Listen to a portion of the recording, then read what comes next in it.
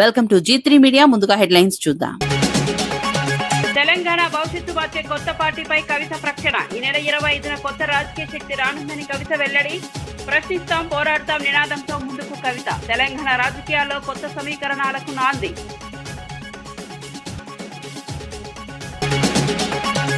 రాధాకృష్ణ వ్యాఖ్యలపై గుడివాడ అమర్నాథ్ ఘాటు విమర్శలు. మావిగన్ పై తప్పుడు ప్రచారం చేస్తున్నారని ఆరోపణ.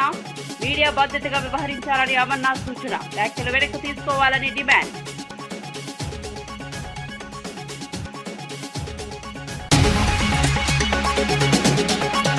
మెట్రోలో సామాన్యుడిగా ప్రయాణించిన మంత్రి జూపల్లి. ప్రోటోకాల్ పక్కన పెట్టి క్యూలో నిలబడి టికెట్ కొనుగోలు. ప్రయాణికులతో కలిసి రద్దీలో నిలబడి ప్రయాణం. మంత్రి సరళపై ప్రశంసలు వెల్లువెత్తిన ఘటన.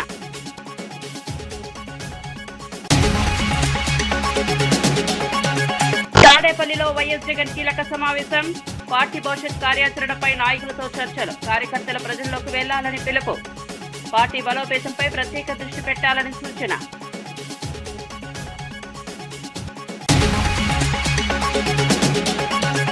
ట్రంప్ వ్యాఖ్యలపై ఓవైసీ తీవ్ర ఖండన. ఇరాన్పై వ్యాఖ్యలు ఉద్రిక్తతకు దారితీస్తాయని హెచ్చరిక. యుద్ధం వల్ల సాధారణ ప్రజలే నష్టపోతారని వ్యాఖ్య. శాంతి చర్చలు కొనసాగించాలని ఓవైసీ సూచన.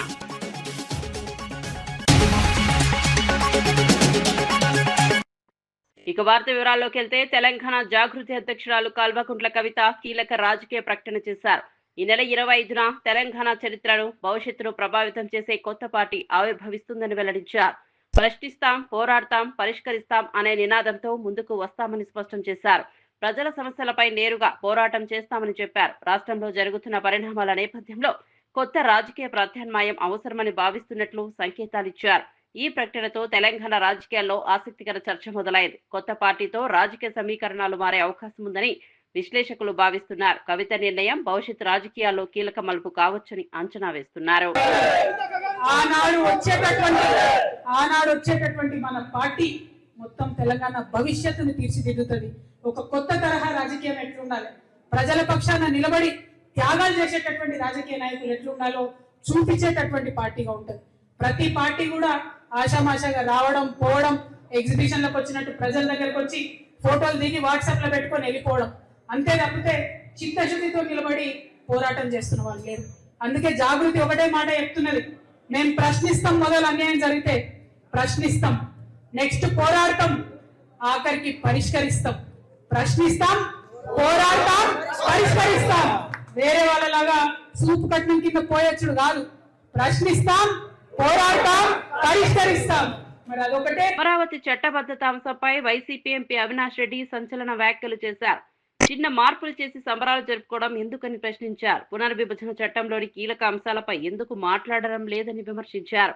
అమరావతిని రాజధానిగా చేయడం వల్ల రాష్ట్రానికి ప్రయోజనం కలగలేదని అన్నారు. మావిగన్ ప్రణాళికతోనే రాష్ట్ర భవిష్యత్ సాధ్యమని స్పష్టం చేశారు.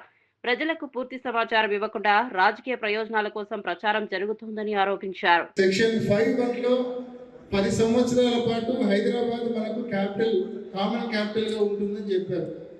సెక్షన్ 5(2) 10 సంవత్సరాల తర్వాత ఆంధ్ర రాష్ట్రానికి ఇట్స్ ఓన్ క్యాపిటల్ ఉంటుంది అని చెప్పినారు. ఇది చట్టం 2013లో చెప్పింది. దీంట్లో ఇట్స్ ఓన్ క్యాపిటల్ అనే దాని పక్కన 2 అక్షరాలు రాపించినారు, అట్ అమరావతి అని. దానికి ఈ లోకేష్, చంద్రబాబు నాయుడు గారు ఎంత బిల్డప్ ఇస్తారంటే 2 అక్షరాలే. నేషనల్ హైవే ఉంది, ఒక పెద్ద ఇంటర్నేషనల్ ఎయిర్పోర్ట్ ఉంది, సీ పోర్ట్ ఉంది. ఇదంతా ఒక క్లస్టర్గా ఫామ్ చేసి మావిగన్ అని నామకరణం, మావిగన్ కాకుండా ఏ పేరైనా పెట్టుకోండి, మీ ఇష్టం, పేరు ఏదైనా పెట్టుకోండి. ఒక క్లస్టర్గా ఫామ్ చేసి మనం 2 లక్షల కోట్ల అవసరం, 20,000 కోట్ల రూపాయలు పెడితే చాలు. మొత్తం కావాల్సిన ఇన్ఫ్రాస్ట్రక్చర్ అంతా మనం క్రియేట్ చేయొచ్చు. 10% ఖర్చుతో మనం ఇన్ఫ్రాస్ట్రక్చర్ క్రియేట్ చేయొచ్చు. ఒక పెద్ద క్యాపిటల్గా మనం ప్రొజెక్ట్ చేసుకోవచ్చు. బయట నుంచి భారీగా పెట్టుబడులు కూడా ప్రైవేట్ నుంచి మనం తీసుకొని రావచ్చు. హైదరాబాద్ నాంపల్లి మానవ హక్కుల కమిషన్ కార్యాలయం ఎదుట మహిళ ఆత్మహత్య యత్నం కలకలం రేపింది. కవాడిగూడ ప్రాంతంలో పనిచేస్తున్న శ్రావణి అనే మహిళపై దొంగతనం ఆరోపణల నేపథ్యంలో పోలీసులు విచక్షణరహితంగా కొట్టారని ఆరోపించారు. పోలీస్ స్టేషన్ కు తీసుకెళ్లి హింసించారని, అపార్ట్మెంట్ లో తన ఫోటోలు అతికించారని చెప్పారు. అవమానాన్ని తట్టుకోలేక ఆత్మహత్య యత్నానికి పాల్పడ్డానని వెల్లడించారు. ఈ ఘటనపై స్పందించిన మానవ హక్కుల కమిషన్ చైర్మన్ జస్టిస్ షమీం ఆఖర్ పూర్తి నివేదిక ఇవ్వాలని పోలీసులకు ఆదేశించారు. బాధితురాలికి న్యాయం చేయాలని సూచించారు అని చెప్పింది సార్. నేను ఆడికి పోయినా, మళ్ళీ వాళ్ళకి ఫోన్ చేసి శ్రీవాణి నువ్వు అక్కడికి ఎందుకు పోయినావు, నేను ఫోన్ చేసినా కదా నువ్వు వీడికి రా అని చెప్పి సార్ ఫోన్ చేసింది సార్. నేను ఆడికి పోయిన తర్వాతకి సార్ నేను తీయలేదు సార్ అన్న సార్. మళ్ళీ రెండోసారి పిలిచిరు, మూడోసారి పిలిచినాక ఇట్లా అట్లనే అన్న. మళ్ళీ వాళ్ళకి ఏం చెప్పింది, దాన్ని పిలిస్తే అది వస్తలేదా, నా దగ్గర సొసైటీలోకి పిలిస్తే బి బ్లాక్ 1307కి రామంటే వస్తలేదు, ఈ బ్లాక్ 404కి పోయింది అని చెప్పి అన్నది సార్. నేను అన్న మళ్ళీ మేడం మీరు ఏమైనా పోయినా కానీ మళ్ళీ నా మీద అంటారు, పోలీస్ స్టేషన్లోనే మాట్లాడతాం మేడం, నేను ఏం మాట్లాడాను అని చెప్పిన సార్. చెప్పంగానే మేమన్నది సరే నేను చూసుకుంటాలే, నేను ఇప్పటి వరకు సీరియస్ కాలే, ఇప్పుడు నేను సీరియస్ అయితే నేను మీద కంప్లైంట్లు ఇయ్యలే, నేను ఇప్పుడు నేను కంప్లైంట్ ఇస్తా అని చెప్పి ఆ రికార్డింగ్ కూడా నా దగ్గర ఉంది సార్. ఆ రికార్డింగ్ పోయి పోలీసు వాళ్ళకి వినిపిస్తే పోలీసు ఏమన్నారు, పెద్ద వాళ్ళది రికార్డింగ్ చేస్తామని చెప్పి నన్ను శనివారం సాయంత్రము 4 గంటల నుంచి 7 గంటల వరకు కొట్టిరు సార్. 40 నుంచి 30 దెబ్బల వరకు కొట్టి నన్ను నడిపించుకుంటూ కొట్టిరు సార్. నేను తీయలేదు అన్నా గానీ తీయలేదు, నువ్వు పెద్దోళ్ళతో పెట్టుకుంటావా మేడం, ఫోన్ రికార్డింగ్ చేస్తావా అని చెప్పి నన్ను మస్తు కొట్టిరు సార్. బేవస్ కూడా అయినా కానీ నీళ్ళు చల్లి మరీ కొట్టిరు సార్, చొంపల మీద కొట్టిరు. ఒక 2 కానిస్టేబుల్, ఒక మేడం శ్రీవాణి అని ఉంటది, ఆమె నా కాళ్ళ మీద నిలబడ్డది, ఇంకొక ఆమె నన్ను బెల్టులు తీసుకొని కాలు కట్టేసి కొట్టిరు. సరే ఈ దెబ్బలకు నేను ఏగలేకపోతున్నా, నాకు ఊరేసేసానంటే నెక్స్ట్ అదే చేస్తేనే నేను చూడు నువ్వు నీ బతికెంత నువ్వెంత అని చెప్పి నన్ను కొట్టుకుంటా గలంజే అనుకుంటా తిట్టుకుంటా మరి నన్ను కొట్టింది సార్. నేను ఇప్పటి వరకు నేను ఏం తప్పు చేయలే అని చెప్పి నా నెక్లెస్ ట్రైల్లో కూడా పోయి సార్ మొత్తం మాకు చెక్కింగ్ ఉంటుంది సార్, మిషన్లు ఉంటాయి సార్. 5 ఏళ్ళు అయితే నేను పనిచేసి ఇప్పటి వరకు ఇట్లా వాళ్ళ దగ్గర లేదు. సొసైటీలో మొత్తం నిన్న నా ఫోటో పెట్టి సొసైటీలో మొత్తం ఈ అమ్మాయి దొంగతనం చేసిందని చెప్పి మొత్తం సొసైటీలో మొత్తం రాకుండానే చేసింది సార్. నేను ఈ పని ఆ పని చేసుకొని బతుకుతాం సార్. ఆ లోపల ఆ మొక్క దాంట్లోకే పోవాలా, వేరే దగ్గర రావద్దని చెప్పి ముగ్గురిని అట్లనే చేసింది సార్. వాళ్ళ రికార్డింగ్ కూడా నా దగ్గరనే సార్. నన్నే కాదు రాణి అన్నటామెని, మధుర అన్నటామెని, ఇంకొక ఆమెను కూడా అట్లనే చేసింది సార్. నెక్స్ట్ కూడా నేను అట్లనే వస్తున్నా లోపలికి అని చెప్పి నన్ను కూడా లోపల రాకుండానే చేసింది సార్. ఆమె 1307 Indra madam sir, B block Indra madam. వాళ్ళు ఏం జాబ్ చేస్తారో ఏమో తెలియదు సార్. వాళ్ళ ఇంట్లో పని చేస్తే నన్ను ఎన్ని సార్ 5 ఏళ్ళ నుంచి చేస్తున్నా సార్ వాళ్ళ ఇంట్లో. నేను మెడల్ వేసుకున్న మంగళసూత్రం ఏమో తెలియదు సార్. వాళ్ళ చెల్లెదన్నది, తర్వాతకి ఏమన్నది మా చెల్లె వాళ్ళ మరిది మంచోడు కాదు అని అన్నది. అన్న తర్వాతకి మేడం నువ్వు నాకు 3500 ఇచ్చినావు, వేరేటోళ్ళకి 5000 ఇచ్చినావు అని అన్న. జీతం విషయంలోనే కొట్లాడినా సార్. వేరేటోళ్ళకి 5000 ఇచ్చిన, ఏ కొత్త అమ్మాయి వస్తే వాళ్ళని పెట్టుకుంటది, వేరేటోళ్ళని తీసేస్తుంది సార్. ఆమె మాకు సొసైటీలో బుక్ ఉంటది, వాళ్ళు జీతం ఇచ్చింది కూడా మేము కింద సొసైటీలకు చెప్పాలి సార్. వాళ్ళకి చెప్పి మేము చెక్కింగ్ ఉంటది, వాళ్ళకి ఎంత జీతం ఇచ్చిందో మాకు పేపర్ మీద మెన్షన్ ఉంటది. మళ్ళీ తర్వాత శ్రీవాణికి ఇంత ఇచ్చిరా అంటది. మా దగ్గర పైసలు ఉన్నా గానీ వాళ్ళ దగ్గర పోయి చూపించి చెక్కింగ్ చేయించుకొని అవుట్ చేయించుకొని మేము బయటికి పోవాలి సార్. ఇప్పటిదాకా నా దాంట్లో లోపల దొంగ పేరే లేదు. ఈమె నా పేరు రాసి సొసైటీలో మొత్తం నా ఫోటో చూపించి ఈమె దొంగ మీ దగ్గర కూడా పోతే కూడా రాసేసేయండి అని చెప్పి వచ్చిన సార్. నాతో పాటు చాలా మంది కూడా పనిచేసేవాళ్ళు ఉన్నారు సార్. ఇప్పుడు నేను కిరోసిన్ పోసుకున్న స్థితికి వచ్చినంటే చాలా మంది కూడా అట్లనే అవ్వచ్చు కదా సార్. లేదు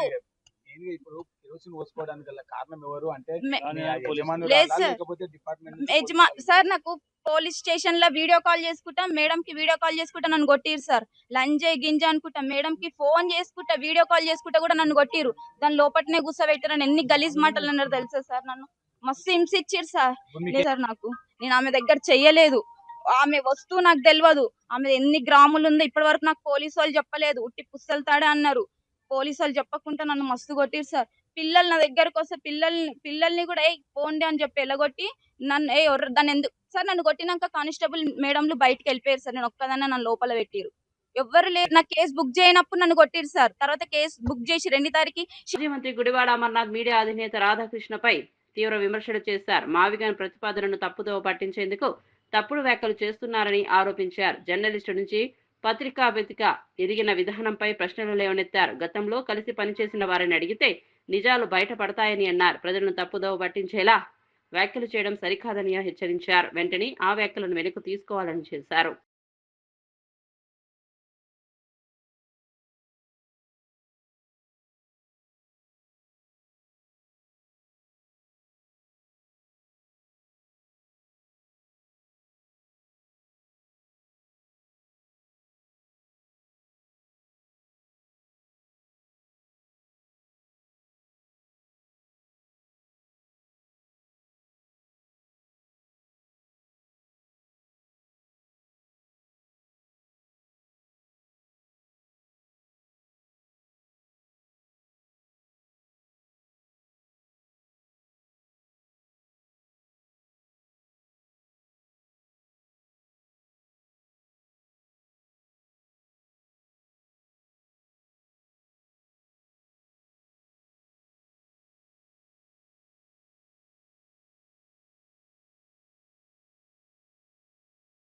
తాడేపల్లిలో వైసీపీ అధినేత వైఎస్ జగన్ పార్టీ నాయకులతో కీలక సమావేశం నిర్వహించారు. పశ్చిమ గోదావరి జిల్లా తాడేపల్లిగూడెం నియోజకవర్గానికి చెందిన మాజీ ప్రజాప్రతినిధులు, నాయకులు, కార్యకర్తలు ఈ సమావేశానికి హాజరయ్యారు.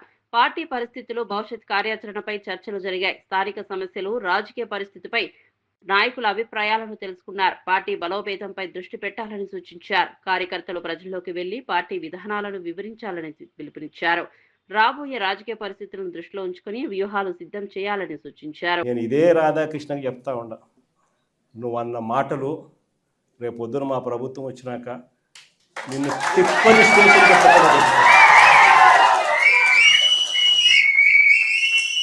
వైఎస్ఆర్సీపీ శ్రేణులను, వైఎస్ఆర్సీపీ కార్యకర్తల భార్యలంటే నీకు అంత అలుసుగా కనిపిస్తుందా రాధాకృష్ణ అని చెప్పి నేను చెప్తాను. ఎవరికైనా వాళ్ళకైనా భార్యలు ఉంటారు, వారి భార్యలను ఉద్దేశించి మనలో ఎవరైనా కానీ మనమైనా కూడా అలా మాట్లాడితే వాళ్ళకి నచ్చుతుందా? ఎవరికి నచ్చదు. నచ్చినప్పుడు అలాంటి మాటలు మాట్లాడేదానికి కనీసం అలాంటి మాటలు మాట్లాడినప్పుడు తప్పు అని చెప్పి కనీసం ఈ నాయకులన్నా చెప్పాలి కదా. ఈ చంద్రబాబు నాయుడు చెప్పడు, ఈ లోకేష్ చెప్పడు, ఇలా దత్తపుత్రుడు చెప్పడు. ఎంత సిగ్గు లేకోకుండా ఆ రాధాకృష్ణ తప్పుడు మాట్లాడితే ఆ తప్పుడు మాటలకు సమర్థిస్తారు వీళ్ళంతా. ఈ స్థాయికి రాజకీయాలు దిగజారిపోతే రేపు పొద్దున ఈరోజు సోషల్ మీడియాలో ఎప్పుడెప్పుడో కమెంట్లు పెట్టినవి తీసుకొని వచ్చి పిల్లలందరినీ తీసుకొని వచ్చి స్టేషన్ల చుట్టూ తిప్పుతున్నారు, జైళ్ళల్లో పెడతా ఉన్నారు, కోట్ల చుట్టూ తిప్పుతూ ఉన్నారు, కొడుతున్నారు. ఇదే రేపు పొద్దున ఆంధ్రజ్యోతి రాధాకృష్ణ కూడా రేపు పొద్దున ఇదే జరుగుతుందని ఖచ్చితంగా చెప్తా ఉన్నాను.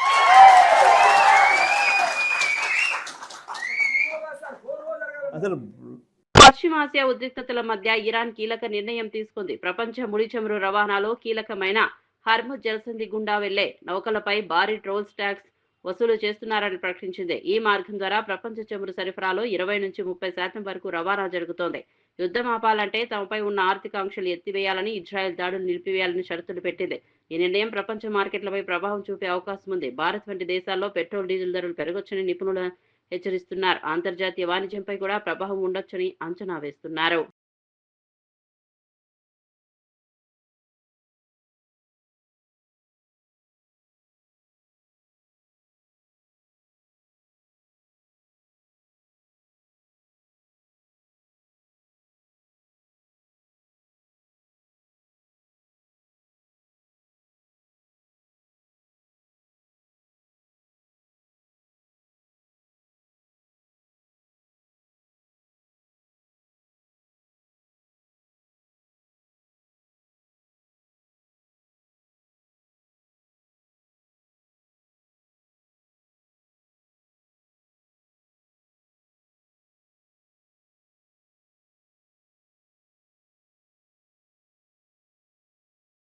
స్టార్ అల్లు అర్జున్ పుట్టినరోజు సందర్భంగా హైదరాబాద్ లో అభిమానులు ఘనంగా వేడుకలు నిర్వహించారు. ఆర్టీసీ క్రాస్ రోడ్ లోని సంధ్యా థియేటర్ వద్ద భారీగా అభిమానులు చేరుకున్నారు. పెద్ద కేక్ కట్ చేసి తమ అభిమానాన్ని చాటుకున్నారు. బన్నీ బర్త్డే స్పెషల్ గా రేసుగుర్రం సినిమాను ప్రదర్శించగా అభిమానులు భారీగా హాజరయ్యారు. థియేటర్ వద్ద పండుగ వాతావరణం నెలకొంది. తమ అభిమాన హీరో మరిన్ని విజయాలు సాధించాలని కోరుకున్నారు. అభిమానుల ఉత్సాహం సోషల్ మీడియాలో కూడా వైరల్ గా మారింది. Birthday, so we all want to wish him many more happy returns of the day. Icon star, our stylish star, love you. Allu Arjun, youth icon, chukenga nahi sala. Happy birthday, Icon star. It's the birthday of Icon star. You came to watch the movie. Race Guram re-release Sandhya posters unta baagundedi. Happy birthday, Allu Arjun, I love you. Icon star. Jai Bande. Happy birthday icon star, మీ long life కి మేము కోరుకుంటున్నాం. After so many years, movie was released, Race Gurram. Lovely movie, lovely experience. Thanks a lot. Thank you. Arjun's birthday we came to Race Guram movie when it was released in 2018. The same movie we saw it now and it was very beautiful. On the occasion of Allu Arjun birthday we came. Only one thing we have to say, happy birthday Allu Arjun sir. Icon Allu Arjun birthday. First of all, I am wishing my Allu Arjun birthday today. Happy, wish you many more happiness of the day. मैं अल्लू अर्जुन का बड़ा fan हूँ. I am the direct fan of the Allu Arjun. ऐसे आप बहुत कुछ movies निकालना. तुम्हारा हेयर स्टाइल के लिए पूरा वर्ल्ड पूरा फेमस है and your dressing is so excellent. You are the star of the trending. భారత రిజర్వ్ బ్యాంక్ ద్రవ్య పరపతి సమీక్షలో కీలక నిర్ణయం తీసుకుంది. రిపో రేటును 5.25% యథావిధంగా కొనసాగుతున్నట్లు గవర్నర్ సంజయ్ మల్హోత్రా ప్రకటించారు. భౌగోళిక రాజకీయ ఉద్రిక్తతలు, ఇంధన ధరల పెరుగుదల వంటి సవాళ్లు ఉన్నప్పటికీ ద్రవ్యోల్బణాన్ని నియంత్రించేందుకు నిర్ణయం తీసుకున్నట్లు తెలిపారు. ఈ నిర్ణయంతో బ్యాంక్ లోన్లపై ఈఎంఐలు పెరగకుండా సామాన్యులకు ఉపశమనం లభించింది. ఆర్థిక వ్యవస్థను స్థిరంగా ఉంచడమే లక్ష్యమని ఆర్బీఐ పేర్కొంది. I shall now briefly state the rationale for these decisions of the MPC. The MPC noted that since the last policy meeting, geopolitical uncertainties have heightened significantly. Headline inflation remains contained and below the target. However, upside risks to the inflation outlook driven by increased energy prices, pressures and probable weather disturbances affecting food prices have increased. Core inflation pressures remain muted, although supply chain dislocations and the risk of second round effects render the future inflation trajectory uncertain. The MPC further noted that high frequency indicators till February of this year suggest the continuation of strong momentum in economic activity. Growth impulses continue to be supported by robust private consumption and investment demand. However, the West Asia conflict is likely to impede this growth.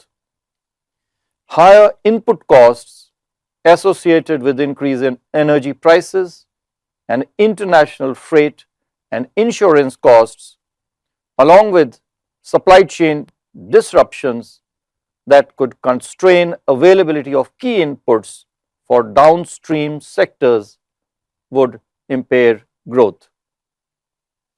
Telangana మంత్రి జూపల్లి కృష్ణారావు సాధారణ ప్రయాణికుల్లా మెట్రోలో ప్రయాణించి ఆకట్టుకున్నారు. Erram Manzil station నుంచి మియాపూర్ వరకు ప్రయాణించిన ఆయన స్వయంగా క్యూలో నిలబడి టికెట్ కొనుగోలు చేశారు. ఎలాంటి ప్రోటోకాల్ లేకుండా సాధారణంగా ప్రయాణించడం ప్రజల్లో చర్చనీయాంశమైంది. రద్దీ మధ్య ప్రయాణికులతో కలిసి నిలబడి ప్రయాణించారు. మెట్రో సౌకర్యాలపై ప్రయాణికులను అడిగి తెలుసుకున్నారు. సమయాన్ని ఆదా చేసేందుకు మెట్రో ఉత్తమ మార్గమని పేర్కొన్నారు. ఈ ఘటనతో మంత్రి సరళతపై ప్రశంసలు వెల్లువెత్తుతున్నాయి.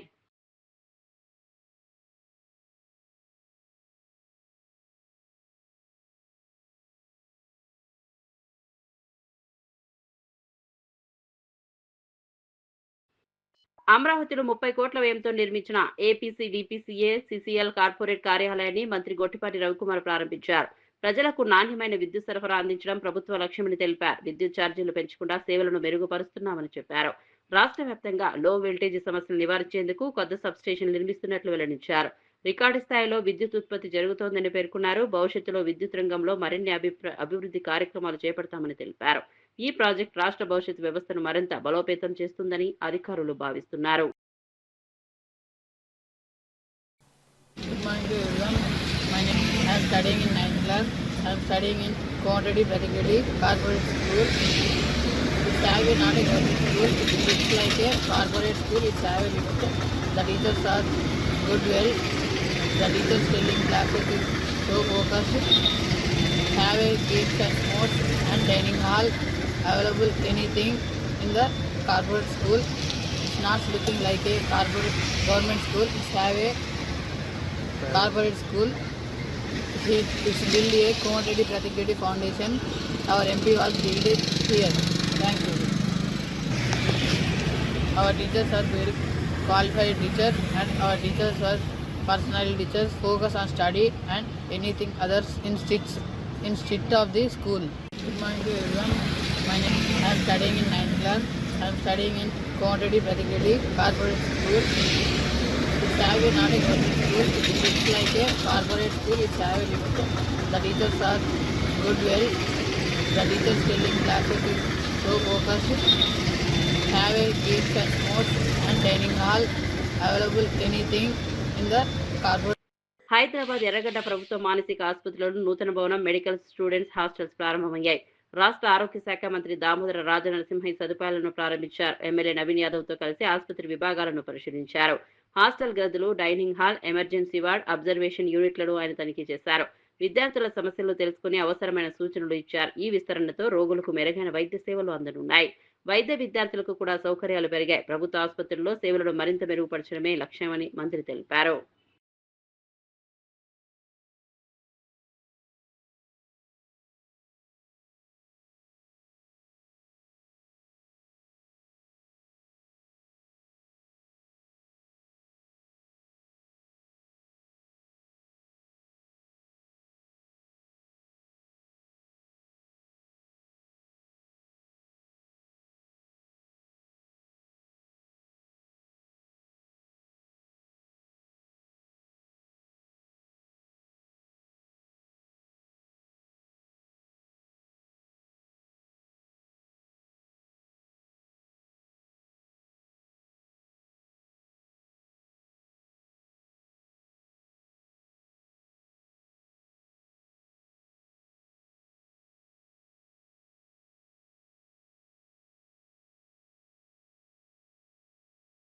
అమెరికా అధ్యక్షుడు ట్రంప్ చేసిన వ్యాఖ్యలపై హైదరాబాద్ ఎంపీ అసదుద్దీన్ ఓవైసీ తీవ్రంగా స్పందించారు. ఇరాన్ నాగరికతను అంతం చేస్తామని చెప్పడం అనవసర ఉద్రిక్తతకు దారితీస్తుందని విమర్శించారు.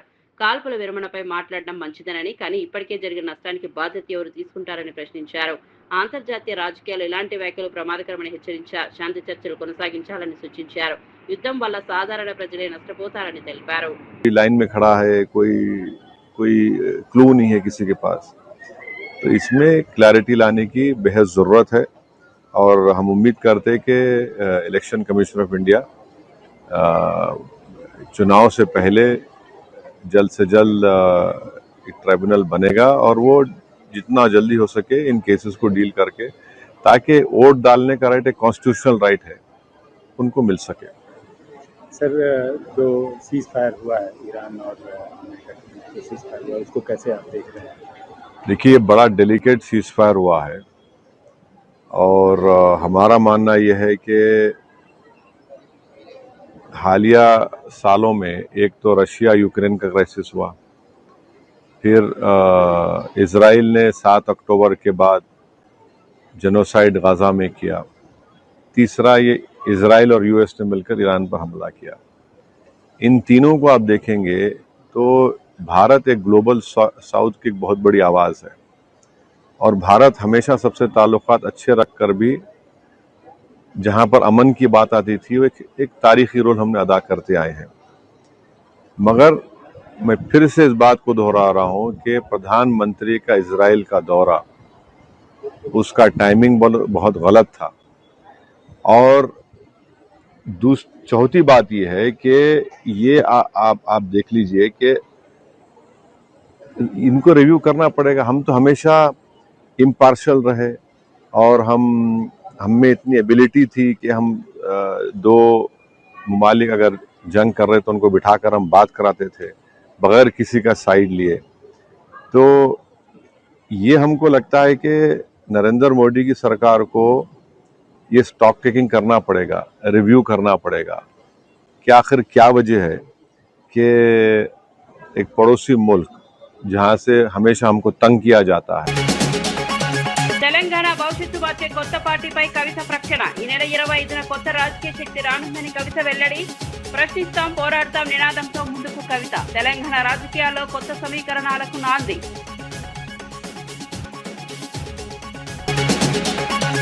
రాధాకృష్ణ వ్యాఖ్యలపై గుడివాడ అమర్నాథ్ ఘాటు విమర్శలు. మావిగన్ పై తప్పుడు ప్రచారం చేస్తున్నారని ఆరోపణ. మీడియా బాధ్యతగా వ్యవహరించాలని అమర్నాథ్ సూచన. వ్యాఖ్యలు వెనక్కి తీసుకోవాలని డిమాండ్.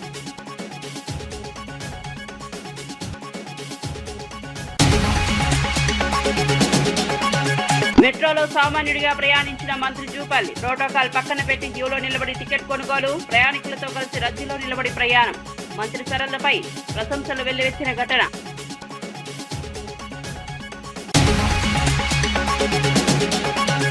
తాడేపల్లిలో వైఎస్ జగన్ కీలక సమావేశం.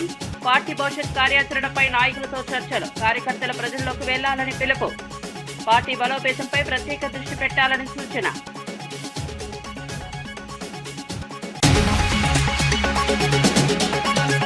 ట్రంప్ వ్యాఖ్యలపై ఓవైసీ తీవ్ర ఖండన. ఇరాన్పై వ్యాఖ్యలు ఉద్రిక్తతకు దారితీస్తాయని హెచ్చరిక. యుద్ధం వల్ల సాధారణ ప్రజలే నష్టపోతారని వ్యాఖ్య. శాంతి చర్చలు కొనసాగించాలని ఓవైసీ సూచన.